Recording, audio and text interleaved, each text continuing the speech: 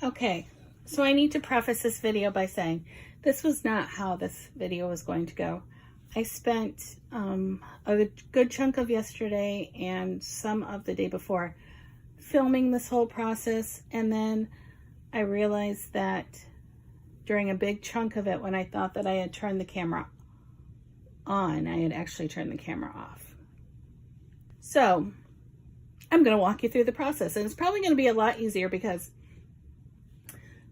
and a lot more clear because a lot of this was filmed outside, and there were birds chirping in the background, which was lovely, but the audio wasn't as great as I would have liked it to be. So I'm going to walk you through my experience with cyanotyping with foam stamps, specifically these Art Foamies stamps, because I've seen videos online with people using stencils.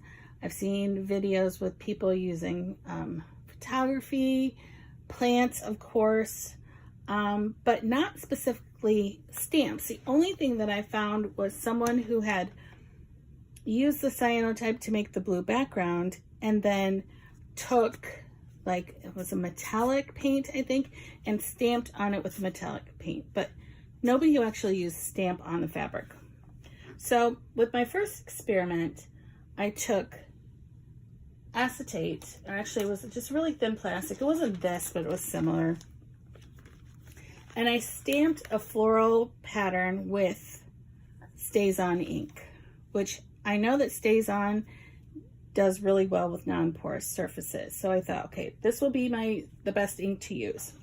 So I stamped on the acetate. I used this 2-part mixture, Cyanotype, put it on the fabric, mixed it, put it on the fabric, followed everything to the letter, and you can see that the flower is really light. Like, you can see it, and it's fine, but it wasn't what I was looking for. So then I did it again. And I don't know what I did differently this time, but you can see there's nothing. Now, I do like this. I mean, this is kind of cool. It's feels like blue jeans, but this is actually raw canvas. Both of these, it's raw canvas. So then I tried using, I did another one where I did half of the plastic with, this is like a bubble wrap kind of inspired stamp that I created last year for an Art Foamies pop-up. It's actually back on our artfoamies.com now until August 12th. So I did half of it with this and the Stays-On ink, and then half of it with the Swiss crosses, which is also something I designed last May of 24 and is now available again at artfoamies.com for a limited time. And so I did it on this piece. You can see a little bit better, showing a little bright blue. It's actually a little darker blue, but you can see the dots. And this was on muslin, and on this one you can see the Swiss crosses. I thought it was cool, but I just had a feeling that I could do better. You can see the lightest part here is where the string actually got jumbled up and blacked out the sun here too. Okay. So then I thought, well, let me try it on muslin because the first time turned out so well, and it did actually turn out, I think, a little bit better. This was the bubble wrap. It does look cool. And then the Swiss crosses, again, where you can see where the string was, that's where it was the lightest. But I do like this. I mean, I think it definitely has potential. I could definitely see some slow stitching, hand stitching on this. I think it would look really cool. And then a friend of mine said, well, I have this tank top that I'm not using, and he really wants to do tie-dye. And we've done tie-dye before, but not for a while, so we got a whole bunch of tie-dye supplies, and he said, I have these tank tops. I really don't like them. Why don't we play on these tank tops? So we took this tank top and we used the Swiss cross stamp and the bubble wrap stamp, and it actually is coming out a little bit better. but still not what I wanted it to be. And then I thought, well, when I had the stamps out, I said, you know, while we have this all out, I want to stamp on the shirt and just see what would it look like if I stamped right on the shirt with the cyanotype. And then we did some traditional cyanotype down here with some grasses from the yard and a couple leaves. And I really do love these. These are really little wispy little weed grass things. And I really did love the way this worked. So that was like the end of day one. And I said, okay, well, I don't know what's going on.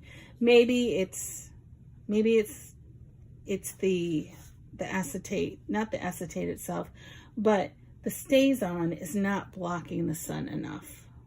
Because obviously it's blocking the sun here.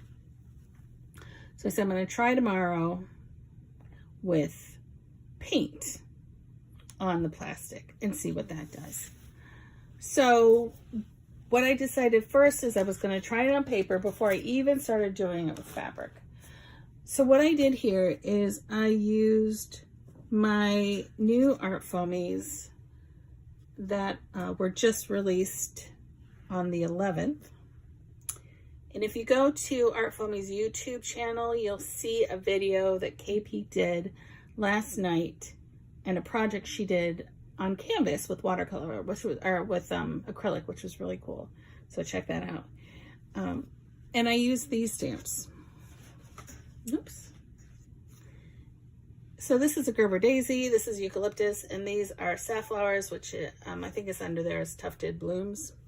And then I also use these little rosettes, which this was by Flutterby, and I looked on the website, it's no longer available. So that's a tip. If you ever see something you really like on the website, make sure that you buy it when you see it, because things do sometimes, I mean, she has so many stamps on the website that sometimes things have to go off in order for new things to come on.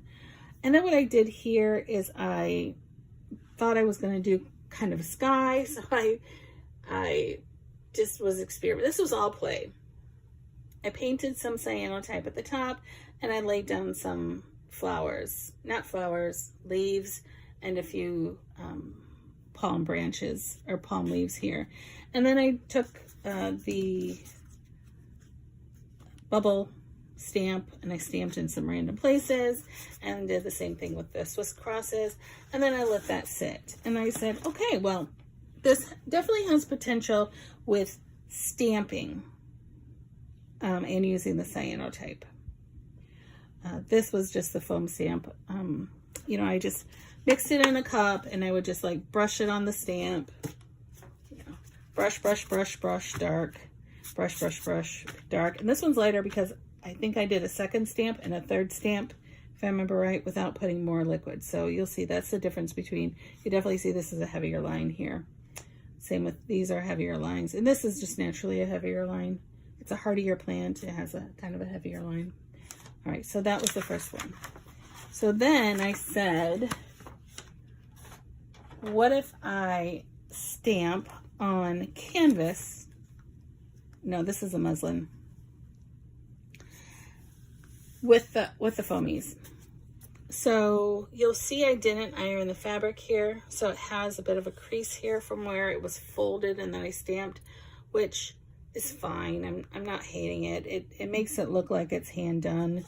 There's a little crease here, and you can see here what I started to do is I decided I was going to pour the liquid in this tub, and I keep this tub on my desk usually with water, because when you use acrylic on foamies, you need to put it in water when you're done so that the paint doesn't dry. So I started kind of dipping some of these in here, and you'll see where this was that the paint was darker because I believe that the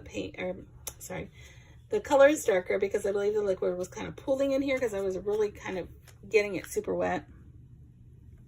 Which I do like that look, because when I first designed this, I thought, now do I fill in some of these or leave them all outlined? And I figured I'd leave the outlines and people could fill them in if they want to. And what's nice about the stamp is you can bend it to go that way. You can leave it that way, which is its normal way. You can, you know, turn it all kinds of directions, which is nice about these longer stamps.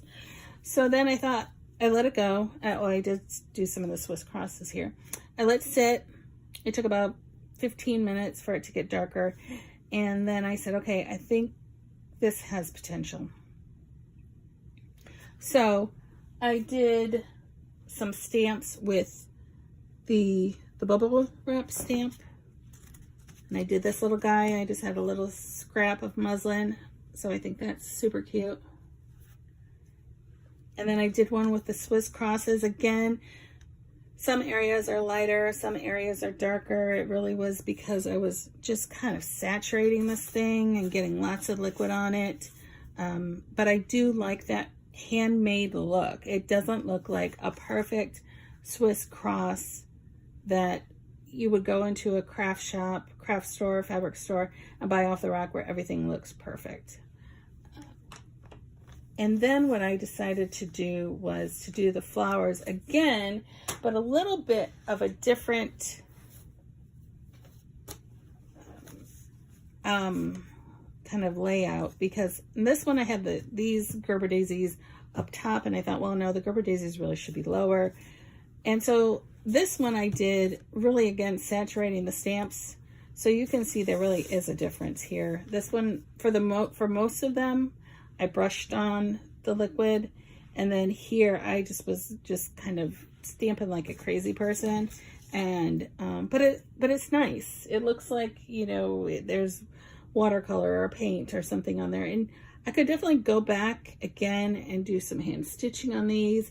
I could get some acrylic paint or maybe some other inks and add some more color if I wanted to, but I do really love just the idea of this as a little journal cover. You know, same with the this little one with the bubble dots. I mean, how cute would that be as a little baby journal? I mean, adorable. I mean, you could even take, you know, this little guy and stamp on there and hand stitch it or something. I think it would just be adorable. So then I had another idea. I said, okay, this works with stamping. I wanted to revisit using the plastic.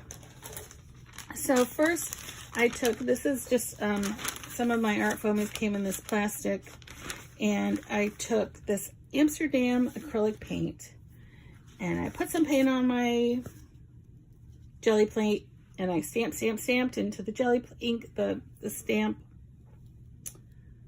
paint on the jelly plate, and then stamped it on the plastic. And then I realized, oh, that's the Prussian blue that I just bought. That's not black, because it does look pretty much like black. And I thought, okay, well, we'll try it, but I really want to try it in black. So I got out a piece of sheet protectors, because I didn't have any more of this other plastic, and I used the Liquitex Mars Black, and I stamped with the Swiss crosses, which is one of my favorite stamps. That's why I used it several times. And I thought, okay, let's do an experiment. So what I did here, this was my experiment. You'll see this has a sticker on it.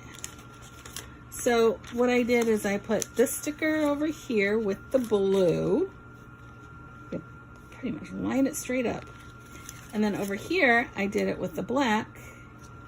And I said, okay, I'm gonna put it in the sun and test my theory that the Stays On was definitely not light enough or dark enough.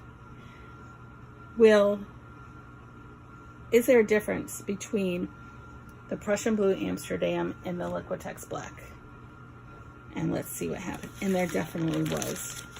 You'll see the Liquitex Black blocked out the light more than the blue Amsterdam. And what was interesting too, and I don't know if this is liquid, you know, with Amsterdam, I usually use golden paints, but I had these paints, and so I wanted to use them.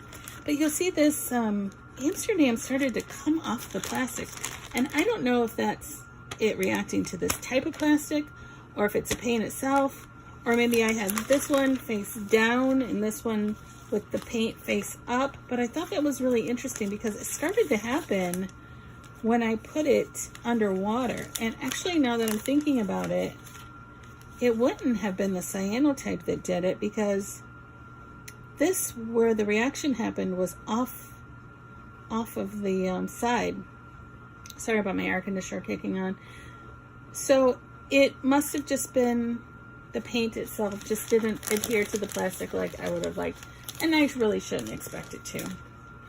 So then I wanted to do it one more time because I had another piece of paper out, and I thought I had a little bit of liquid left in this tub, and then I had, but I didn't think I had enough to cover the whole sheet.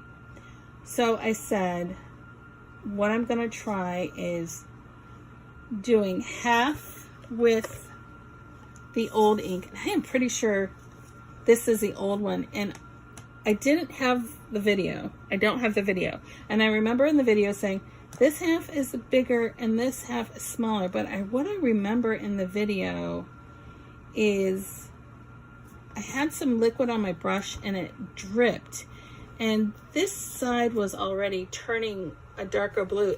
And then when the cyanotype liquid dripped into the fabric, it started to make these little puddles.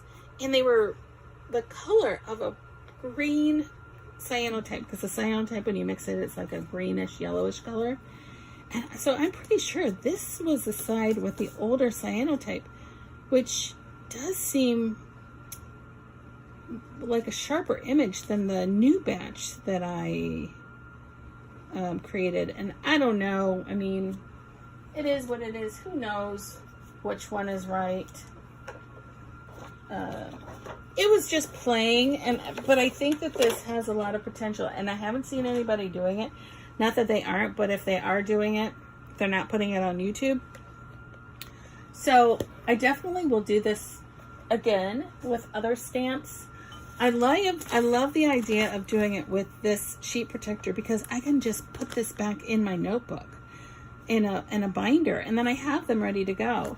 And I also wanted to show you when I was, I had underpapers when I was doing this too. This was my underpaper, and I just love the look of this. And so what I thought too is I could do a quick zine with this underpaper, because I'm all about the zines nowadays.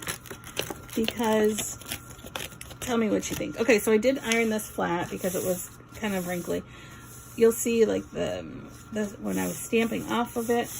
Anyways, the zine, why I love a zine is because in my mind I look at this and I go, oh, this is throwaway sometimes, and then I go, oh, but I really love this part, and I really love this part. And with the zine, it's just so random where things are at, and I have to put my glasses on. And you never know what you're gonna get. So I think when I first saw somebody folding a zine on a regular basis, it was Andrea from Art from the Heart. Is that right? And so this is right the way that I remember her explaining it. But you do it first like a hot dog, because it looks like a hot dog. And then you fold it like a hamburger.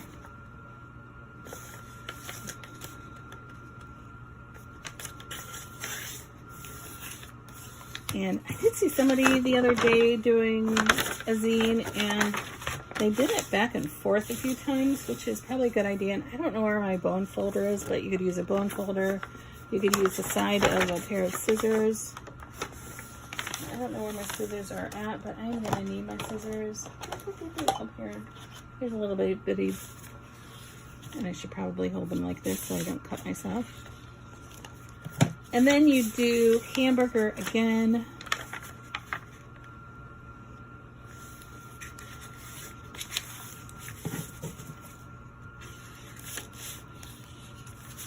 And hamburger again.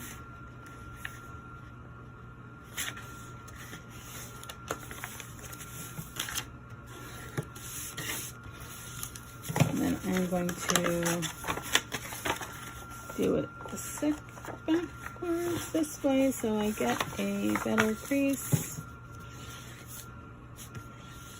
Tim Holtz scissors are probably like, this is not what I was designed for. Okay, and then what you need to do is eventually you're going to make it into this little zine, but you have to cut it. You have to cut it here so it will fold in on itself, basically. So you cut right across this line to the next intersection. And there are all kinds of other ways that you can do it. There are ones that there are more folds, and you do it so it's like a concertina kind of, and you just fold it, fold it, fold it, fold it, which those are so cool. And they're small. And then you just take these two and you push them together, and then you push it up, and then you have this cute little zine. I mean, how cute is this? Like, each individual page is just a little work of something. I mean, I think it's adorable. And then you just have to figure out where you want your cover to be. I mean, I like them all. And then that would be your cover. Some people, like, they'll then trim this up and trim that up to make it more exact. I've done them before where I wait to glue it, because you can glue it on the corners so that it's more sturdy, you know, in case I want to, you know, stitch on a page or staple, but not have the staple go all the way through. You know, in theory, you could make it as you go and then glue it at the very end. But I did see somebody who put glue here and then let it dry, and then they did this, and oh my gosh, because they had made the corner so perfect, it didn't do that thing where it just kind of then comes apart. So that's a pro tip that I'm sharing. I think it was Suzanne Rose. So anyways, all right, so that's my little demo. It's definitely a lot shorter than the one that I did out poolside, but I think it still gives you a good idea of what the possibilities are with the cyanotype and foam stamps. And you know, I'm excited to see if y'all do anything, you know, what you make. And if you have any questions, you can pop them below. And if you have questions about Art Foamies, you can definitely ask me those as well. And I'm on Instagram at Live Aloha Creations. And I thank you for watching my video. All right, have a great day. Bye-bye.